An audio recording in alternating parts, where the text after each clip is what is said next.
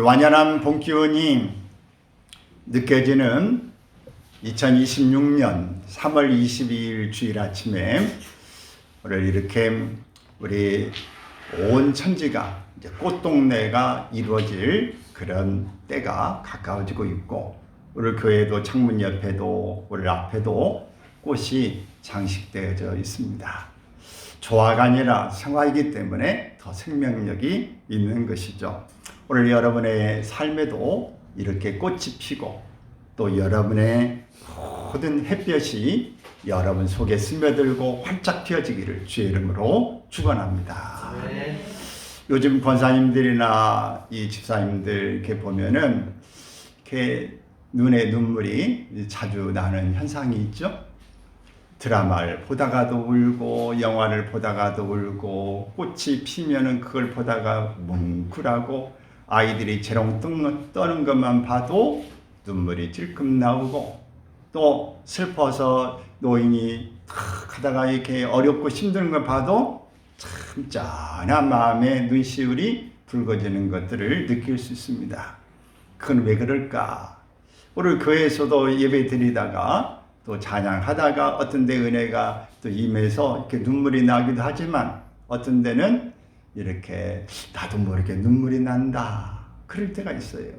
그것은 이제 나이를 먹으면은 이게 호르몬의 변화가 와요. 그리고 우리의 눈물샘이 조절이 잘 안 돼요. 그래서 조절이 안 되고 변화가 있기 때문에 나이를 먹어가면 눈물이 많아지는 것입니다. 그래서 옛날에도 이제 남자는 눈물을 잘 안 보이지만은 그런 것들이 모임에서 그렇지, 저도 이제 가끔 눈물을 혼자 흘립니다. 그런데 영화를 보다가도 질끔 나오기도 하고, 드라마를 보다가도 그렇고, 어떤 것을 생각하다가도 그럴 때가 뭉클뭉클 일어납니다. 우리 믿음 안에서 또 믿음에 또 묵상을 하다 보면 어떤 데는 참 뭉클할 때가 있어요. 여러분, 오늘 인류 역사상 가장 고귀하고도 슬픈 눈물이 등장하는데, 오늘 본문에서 바로 예수님의 눈물입니다. 오늘처럼 이 본문을 통해 예수님께서 예루살렘 성을 바라보시면서 이 눈물을 흘리셨는데, 그 눈물의 의미를 세 가지로 살펴보려고 그럽니다. 먼저는 예수님의 눈물은 잊어버린 영혼을 향한 찢어지는 통곡의 눈물이었습니다. 본문 41절을 보면은 가까이 오사 성을 보시고 우시고 이렇게 기록되어 있습니다. 여러분, 이 장면의 배경을 한번 상상해 보세요. 예수님이 감람산 언덕을 넘어서 예루살렘 성이 보이는 곳에 이르러서 그걸 가만히 바라볼 때 미래가 보이는 것입니다. 미래의 예루살렘의 성이 보이는 거예요. 우리가 그 판타지 또 어떤 그 미래에 대한 또 과거의 것들 타임머신을 타고 가서 뭐 본 미래 것도 보고 또 앞으로 과거의 것도 보고 이런 것들 보시지 않습니까? 예수님이 이렇게 보시는데 미래에 앞으로 있어질 이 예루살렘 성을 보고 계시는 것입니다. 근데 그 성을 보실 때에 참 예수님의 마음이 너무 아프신 거예요. 너무 안타까운 것입니다. 예수님이 여기에 지금 오시는 데에는 많은 사람들이 그 한 수많은 인파가 모여서 겉옷을 벗어서 길에 펴기도 하고, 종려나무를 이렇게 다 잘라가지고 그걸 흔들면서 환영하기도 하고, 아이들도 소리를 지르고 이러면서 호산나 찬송하리로다, 주의 이름으로 오시는 왕이여 라고 이렇게 환호성을 지르고 있었습니다. 축제도 이런 축제가 없죠. 어제 BTS 어제 축제가 있었는데 여러분 보셨습니까? 네. 그것은 넷플릭스라고 하는 거기에서 하기 때문에 뭐 가입한 사람 외에는 볼 수가 없었을 거예요, 아마. 근데 이 많은 수많은 사람들 외국에서도 오고 국내에서도 가고 그래서 경찰 추산에 26만 명 정도가 모일 거다 이렇게 예측을 했어요. 그래서 광화문과 시청에 수많은 사람들이 모이고 세계 각국에 다 중계가 되는 그런 일이 있었습니다. 예수님이 오실 때 그렇게 수많은 사람들이 다 호산나 지금 우리를 구원해 주십시오 이렇게 외치면서 주님을 환영했던 무리들이 있는 것입니다. 이제 우리 선생님이 우리 왕으로 오신 예수님이 이제 오셨으니까 이제 이 나라는 로마의 압제로부터 해방될 것이고 경제적으로 먹고 사는 문제도 해결될 것이고 모든 것들이 다 달라질 거야 라고 하는 이런 환상, 꿈을 가지면서 기뻐한 것이죠. 어깨에 잔뜩 힘이 들어가면서 우리의 왕이 우리의 힘이 되시고 우리의 모든 해결자가 오셨다 이렇게 생각을 한 것이죠. 그런데 그 환호의 한복판에서 예수님은 돌연 눈물을 흘리신 것입니다. 요한복음 11장에서 보면은 이 나사로라고 하는 이 사람이 병이 있다가 죽었어요. 그래서 이 돌로 만든 그 굴 속에 넣었습니다. 죽은 지 사흘이 됐어요. 냄새가 났습니다. 여기에 예수님이 이제 도착했어요. 그런데 거기에서 예수님이 이 마리아와 마르다라고 하는 이 자매가 있고 오라버니가 바로 나사로인데 이 삼남매가 이 살다가 오라버니가 죽었으니 그때는 여자들은 할 일이 별로 없어요. 그러니 얼마나 마음에 잘 살아도 그렇고 이 형제가 하나 있다가 오라버지가 세상을 떠나면 슬픈데 더더군다나 이 기둥이 무너졌으니 얼마나 암담하겠습니까? 그러면서 그 주변에도 다 울고 이 자매들도 울고 하는 장면을 보면서 예수님께서 우셨다고 그랬습니다. 근데 예수님이 이때 우시는 것은 조용하게 우신 내용을 원어로 말하고 있습니다. 소리 없는 눈물. 우리는 소리를 내서 우는 눈물도 있지만 소리 내지 않고 우는 눈물도 있죠. 근데 오늘 본문에 나타나는 이 원어는 클라이오라고 하는 이 단어입니다. 클라이오라고 하는 이 단어는 가슴을 치며 창자가 끊어지듯이 소리를 내서 우는 통곡을 말합니다. 여러분 이걸 의식하겠어요? 가슴을 치며 창자가 끊어질 듯이 소리를 내서 우는 거예요. 제가 옛날에 그 책을 읽는데 그 책을 읽는 가운데 참 그게 지금도 잊어버리지 않고 안타까워요. 그 사슴을 그 어미 사슴과 이 새끼 사슴이 있는데 그 사냥꾼이 그 화살을 가지고 어미를 쏘려고 이렇게 겨눴는데 어미가 안 맞고 새끼가 맞았어요. 새끼가 맞아서 새끼가 이게 죽어가고 있는 걸 보는데 그 어미가 그 새끼가 죽은 걸 보면 벌쩍 뛰다가 이먹이다가 그 사냥꾼이 그 새끼가 이제 죽은 거 봤더니 어미도 옆에 죽었더라는 거예요. 그 왜 죽었나 나중에 배를 갈라보니까 창자가 다 끊어진 거예요. 왜? 그 새끼가 죽은 걸 보면서 그 짐승이지만 엄마가 너무 안타까워서 창자가 끊어지면서 죽은 거예요. 이렇게 예수님이 우는 것은 소리를 내지 않고 우는 것도 있지만 이렇게 통곡하는 예수님의 모습이 오늘 예루살렘 성을 보시면서 이렇게 우셨다고 하는 것입니다. 이 장면은 단순히 감정이 격해져서 흘린 감상적인 슬픔만이 아니라 끝내 하나님의 사랑을 거절하고 파멸을 향해 달려가는 언약 백성을 내다보는 이 이스라엘 백성을 하나님이 선택하셔서 아브라함 때부터 훈련하고 길러서 여기까지 왔는데 이 백성이 결국은 불순종하고 파멸해가면서 이렇게 참한 모습을 갖게 될 것을 볼 때 예수님의 심정이 끊어질 듯 그렇게 아픔을 절규하는 모습을 보이고 있는 것입니다. 우리가 어쩌면 미래를 잘 보지 못하는 것들이 은혜일 수도 있어요. 그게 감사할 수 있어요. 미리 사고가 날 것을 다 우리가 이렇게 자세히 알고 있다고 한다면 얼마나 그것이 우리의 마음에 안타깝고 슬픈 일이 되겠습니까? 근데 우리에게 있어서 이런 것들이 다 알지 못하고 그저 오늘 하루하루를 살아갈 수 있다고 하는 것이 하나님의 복인 줄로 믿습니다. 우리가 이런 말이 있죠. 너무 깊이 하려고 하지 마. 다쳐. 여러분, 우리가 너무 알면은 상심이 미리, 걱정이 미리, 염려가 미리 와버리면 우리가 제대로 삶을 살지 못합니다. 그래서 오늘 우리가 그날 하루에 족하다. 그날의 염려는 그날의 족하다. 내일 일을 위하여 염려하지 말라. 이렇게 말씀하시는 거예요. 오늘 우리가 하루하루 살아갈 때에 다 감사만 하기를 바랍니다. 지난 주간에 제가 이제 교육을 받는 일이 있어서 갔더니 거기에 프린트 인쇄물 하나 줘서 보니까 100가지 감사할 제목을 쭉 적어놨더라고요. 그 100가지 제목을 이렇게 보니까 참 감사할 일이 너무 많다. 여러분도 매일매일 5가지씩만이라도 감사를 적고 감사할 일만 생각하면 감사할 일이 많을 줄로 믿습니다.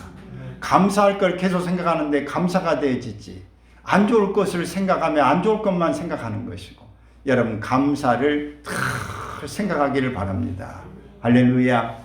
감사 예수. 감사. 왜 이리 좋노. 여러분 이렇게 감사만 여러분이 노래로 이렇게 외치고 찾아볼 수 있기를 바랍니다. 인간이 흘릴 수 있는 가장 거룩한 액체 3가지가 있는데 바로 여러분 뭐이겠어요? 땀, 또 눈물, 또 피. 이 3가지가 인간에게서 가장 거룩한 액체입니다. 주님은 이 땅에서 땀 흘려 일하셨어요. 그리고 십자가에 달려 돌아가실 때에 창으로 옆구리를 찌를 때 물과 피가 나오셨어요.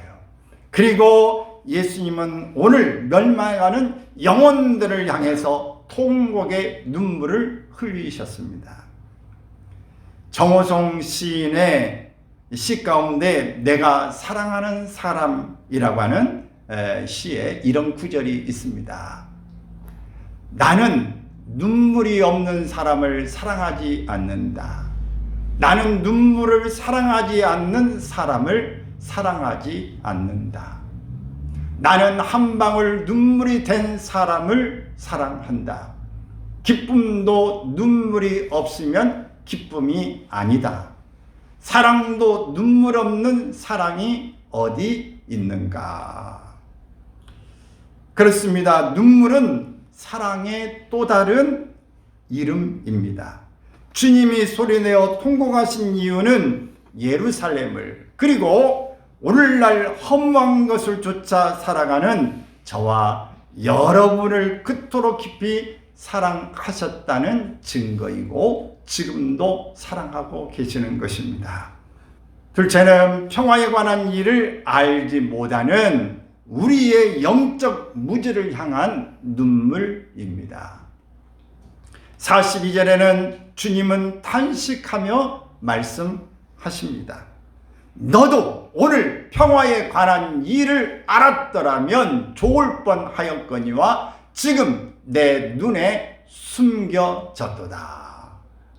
예루살렘이라는 이름의 뜻이 무엇인가? 히브리어로 평화의 도시입니다. 예루는 바로 샬롬, 평화인 것입니다. 평화의 도시예요. 그러나 정작 그 거룩한 성 안에 사는 사람들은 진정한 평화를 주시는 분이 눈앞에 찾아왔음에도 불구하고 그분을 알아보지 못한 것입니다. 당시 유대인들은 로마 제국의 압제로부터 벗어나는 것, 즉 정치적인 독립이나 물질적인 번영만이 자신들에게 평화를 줄 것이라고 착각했습니다.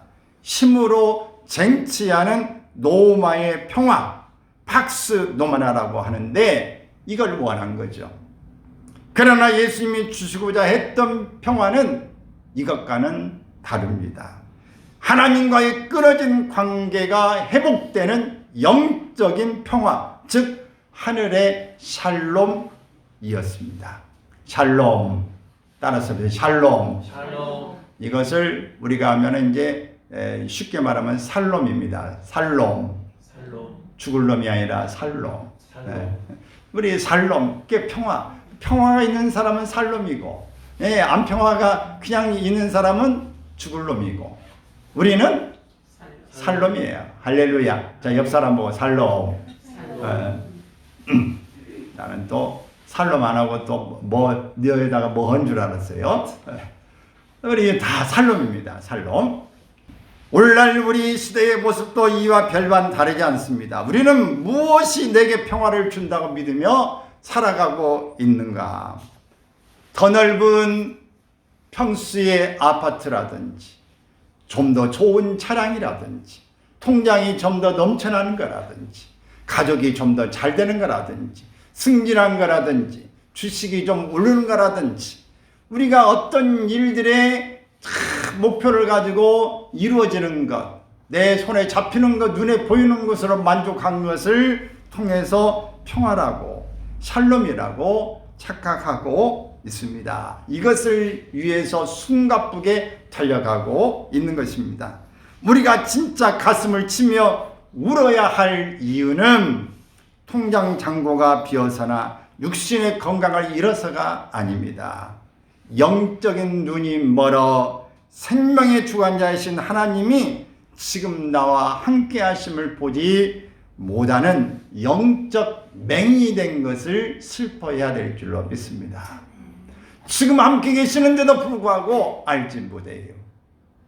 여러분, 우리가 알지 못하는 것들이 얼마나 안타까운 것은 남 놓고 기억자를 모르는 사람, 자기 이름을 써놨는데 자기 이름이 있는지를 모르는 사람, 지금 뭘 있는 거 가져가라고 하는데 가져가라는 말을 읽지 못하고 깨닫지 못하는 사람을 볼 때 얼마나 안타깝습니까?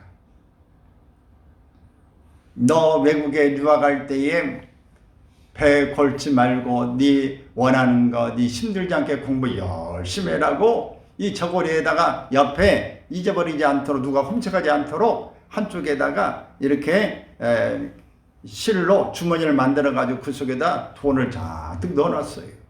근데 그 아들은 그 속에 가서 돈이 있는지도 모르고 그냥 절약하면서 어렵고 힘들게 그냥 제대로 먹지도 못하고 공부하고 이렇게 왔어요. 와서 나중에 어떻게 준 것을 가지고 후련히 잘 썼느냐 했더니 너무 어려워서 돈이 다 떨어져 가지고 너무 힘들게 살았어요. 무슨 말이냐? 내가 너 넉넉히 쓰라고 그 옷에다가 다 이렇게 주머니 만들어 돈을 넣어놨는데 몰랐어요. 여러분이 얼마나 안타까운 일입니까? 오늘 우리가 주님 옆에 계시고 모든 함께 하시는 일을 알지 못하고 살아간다고 하는 것이 얼마나 어리석고 안타깝고, 이것이 우리의 맹인, 영적인 눈이 어두워서 보지 못하는 삶의 현장이 아닌가 싶은 것입니다. 이 시간 우리가 영상을 하나 좀 볼 건데요. 하나는 짧아요. 그냥 이 어린아이의 이 모습 하나 볼 것이고, 또 하나는 이제 성인의 모습을 하나 이제 볼 건데, 한번 잠깐 영상을 한번 보도록 하겠습니다.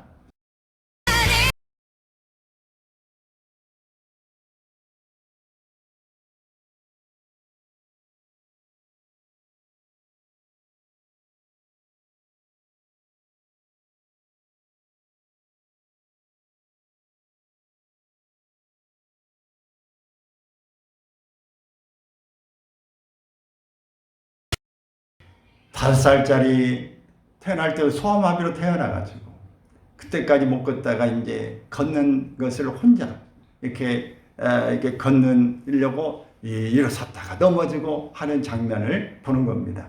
근데 모른 척하고 가만히 있는 거죠.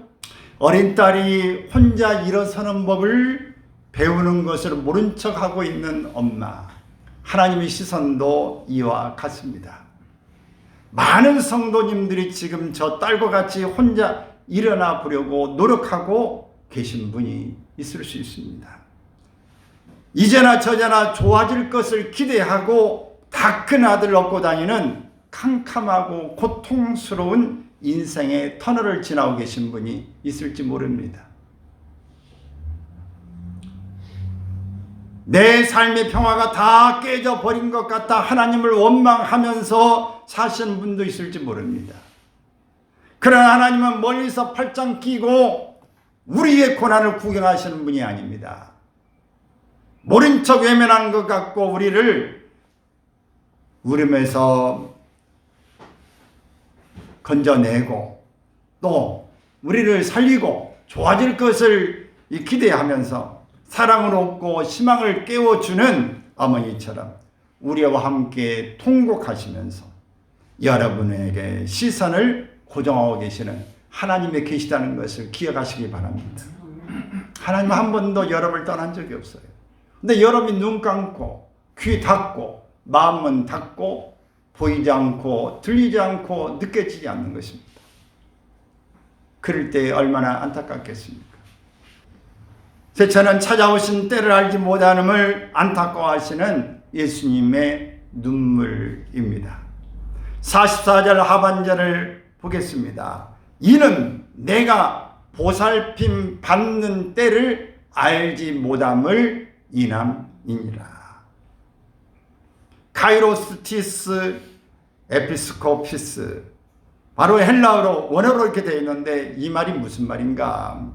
하나님이 은혜 주시고 구원하시기 위해 특별히 신방 오신 결정적인 시간, 즉 구원의 기회를 말씀하고 있습니다. 우리가 읽은 누가복음 19장 앞부분에는 여리고의 세리장 삭개오 이야기가 나옵니다. 삭개오는 예수님이 지나가신다는 말을 듣고 키가 작고 사람들이 많아서 양보해주지 않고 인기도 없는 배쳐가는 사람들, 그 사람들 때문에 갈 엄두가 안 나자 그는 무화과 뽕나무 위로 올라갔습니다. 그럴 때 예수님이 지나가시다가 멈춰서서 삭개오야 내려오라, 내가 오늘 내 집에 유화해야 되겠다라고 말했습니다. 오늘 먼저 예수님을 만나기를 위해서 준비하고 기다리는 그를 예수님은 외면하지 않고 예수님께서 이미 삭개오를 만나려고 준비하고 계셨던 것입니다. 소경이 오늘 예수님의 소문 듣고 예수님의 앞에서 나도 부름 입어서 눈을 떠야 되겠다고 생각하고 예수님이 지나가신다는 소문 듣고 예수님의 그 목소리가 들리자 소리를 내서 나사렛 예수여, 다윗의 자손 예수여, 나를 구원하소서, 나를 도와주소서라고 외치는 그 소리를 들으면서 소경을 이리 데려오라. 내가 너에게 무엇을 하여 주기를 원하느냐. 예수님이 소리를 듣고 가다가 멈춰 섰습니다. 오늘 예수님이 멈춰 서는 것이 중요한 거예요. 오늘 여러분이 원할 때에, 여러분이 소리를 낼 때에 주님이 멈춰 서시고 여러분을 부르시는 것입니다. 오늘 여기 은혜가 있습니다. 예수님 멈추시고 여러분을 부르시는 거예요. 오늘 우리가 주님이 부르시지 않고는 누구든지 구원을 받을 수 없고 은혜 받을 수 없고 문제가 해결될 수 없는 것입니다. 사랑하는 여러분, 오늘 예수님께서 여러분을 부르시고 계십니다. 그러므로 여러분이 지체하지 말고 예수님의 부르심에 달려오시기를 바랍니다. 하나님은 우리의 일상 속에 수많은 기회에 창문을 열어 두십니다. 지금 당장 돌이켜 회개할 기회, 미워하는 사람을 용서하고 사랑할 기회, 헌신할 기회를 주시는 것입니다. 지금 영적으로 깨어있지 않으면 그 은혜의 창문이 닫히는 소리를 듣지 못합니다. 여러분, 기회가 있을 때의 기회를 잡으시기를 바랍니다. 예수님의 이 경고는 헛되지 않았습니다. 예수님이 오시고 난 뒤에 70년 로마의 티투스 장군이 이끄는 군대가 예루살렘에 들어와서 예루살렘을 다 해파해 버렸는데 예수님이 말씀하신 것처럼 그 성벽을 쌓은 돌 위에 이 돌 위까지도 다 파헤쳤습니다. 오늘 성전은 왜 돌 위에 돌 하나 안 남았냐? 그 벽돌 사이에 그 금속, 돈이 될 만한 것을 넣은 거예요. 그렇기 때문에 그걸 찾아내기 위해서 돌 하나까지도 다 깨부순 거예요. 예수님 말씀하신 그대로 이루어지고 만 것입니다. 처참하게 불타 무너지고 만 것입니다. 주님의 눈물이 담긴 경고를 무시하고 은혜의 때를 놓쳐버린 비극적인 대가인 것입니다. 여러분, 기회가 올 때 잡아야 합니다. 기회 지나가면 잡을 수가 없어요. 오늘 우리에게도 하나님이 기회 주시는, 주님이 찾아오시는 그 은혜의 때를 여러분이 익숙하게 잘 찾기를 바랍니다. 사람은 누구에게나 기회가 오는 거예요. 어떤 사람은 일생일대에 사람의 큰 기회가 3번씩은 누구에게나 온다. 근데 그 기회를 잘 잡은 사람은 이제 모든 어려움을 겪지 않고 갈 것이지만 3번의 기회를 한 번도 잡지 못한 사람에게 있어서는 어렵게 사는 거다, 이런 말을 합니다. 저는 어제 지난 신학교의 동기들이 모이는 그 카톡방에 그 올라온 소식을 하나 보면서 매우 안타깝게 여기면서 기도하고 있습니다. 그것은 우리 동기했던 한 사람이 바로 목회하다가 지금은 이제 은퇴 손을 놨습니다만은 그 간암이 들어가지고 여러 번 힘들게 이렇게 살다가 지금 이 중환자실에 있으면서 좀 혼미한 상태에 있는데 올해를 날 내일 딸이 이제 결혼한 딸이 하나 있는데 그 딸이 간을 이렇게 맞은다 해서 간을 이식해주기로 내일 했다는 거예요. 근데 그 목사님이 아버지가 조금 더 상태가 나빠지면 간 이식 받는 것도 어렵다. 그렇게 기도해 달라고 하는 그 카톡에 내용이 올라왔어요.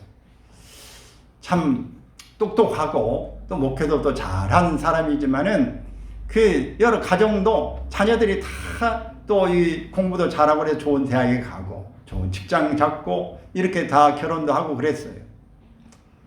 그 사모님도 또 약사고 다 별로 거 없죠. 그런데 이 병이라고 하는 것은 누구가 언제 찾아올지 모르는 것입니다. 어떻게 될지는 모르겠지만은 여러분, 우리의 인생에 어떻게 될지 아무도 알 수가 없습니다. 내일 일을 알 수가 없어요. 그죠? 오늘 우리에게 주신 은혜, 기회를 잘 잡으시기를 바랍니다. 누구도 알 수가 없는 거예요. 사랑하는 여러분, 오늘 예배의 자리에 앉아있는 여러분의 시선은 지금 어디를 향하고 있습니까? 주님의 눈물에 흐른 시선이 머무르는 곳에 우리의 시선도 머물러야 합니다. 그것이 성숙한 신앙입니다. 나의 기도 제목, 나의 상처, 나의 결핍에만 좁혀져 있던 좁은 시선을 넘어서야 합니다. 그리고 주님이 오늘 이 시간에도 통곡하며 바라보시는 내 가족, 내 이웃, 잊어버린 영혼들 향해서 눈을 떠야 합니다. 세상에 어떤 평화를 구하든 우리의 시선을 거두고 나를 살리기 위해 십자가를 지시고 이웃을 위해 통곡하시는 예수님의 그 눈물 젖은 눈동자를 가슴에 깊이 새기시기를 바랍니다.